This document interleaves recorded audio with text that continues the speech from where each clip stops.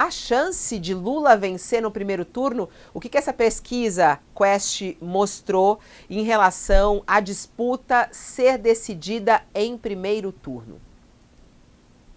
Fabíola, eu vou separar essa resposta em duas etapas. A primeira numérica e a outra de avaliação de cenário, né?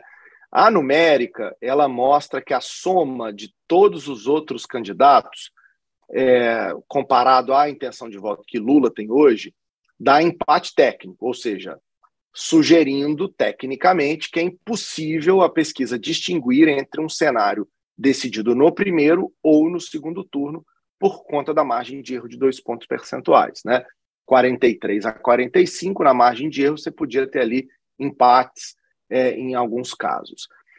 Pessoalmente, quando eu analiso esse dado e olho não só para o placar eleitoral, mas para como o jogo está sendo jogado, eu acho que a gente caminha para uma diminuição das chances de uma decisão no primeiro turno. É bom lembrar que só Fernando Henrique Cardoso venceu a eleição em primeiro turno no Brasil, nos longevos anos de 94 e 98, mesmo Lula, no alto da popularidade, não conseguiu vencer. Alckmin, em 2006, nem conseguiu, com popularidade ainda maior, eleger Dilma Rousseff em 2010. Então, olhando para os números, mas também fazendo uma análise histórica das eleições no Brasil, eu apostaria, o que é perigoso, né, para um cientista político, mas apostaria que a gente está caminhando para uma eleição de segundo turno. Quando a gente vê o gráfico, né, antes de passar a palavra aqui para o Thales, coloca o gráfico para a gente aqui. É muito interessante a gente ver aí o andamento das pesquisas anteriores, né, desde novembro de 2021 para agora agosto de 2022. Quando você fala isso, você fala justamente baseado nesse gráfico. A diferença era maior, ela vem se aproximando. É isso, né, Felipe?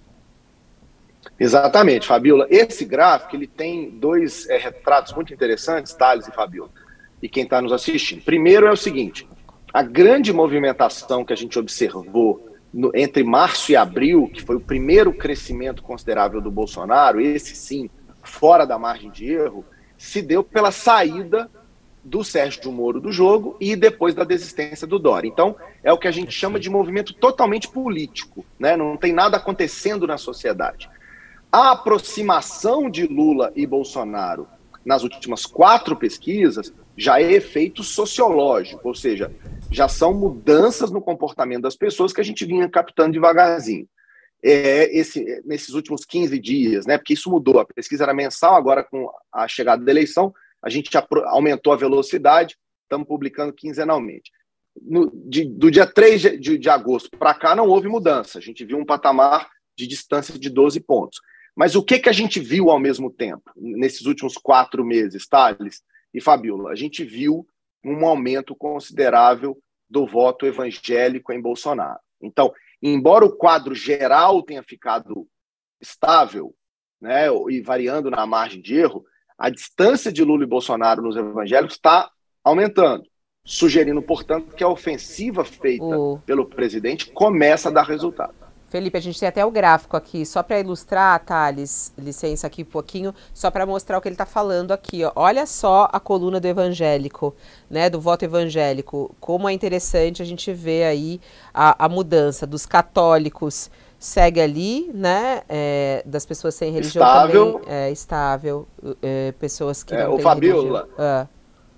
Quem analisa a pesquisa de opinião adora falar na famosa boca do jacaré. Para quem nunca entendeu o que é isso, é só olhar o gráfico dos evangélicos. Você vai ver na boca do jacaré se consolidando ali de maneira muito clara, né? Olha lá, você vai ver o azul crescendo, o vermelho mais ou menos estável e o voto evangélico da terceira via, esse gráfico, essa linha amarela, desaparecendo. Então, a grande movimentação política dessa eleição até o momento foi a saída do Moro e do Dória, e a grande movimentação social até agora tem sido a movimentação nos evangélicos.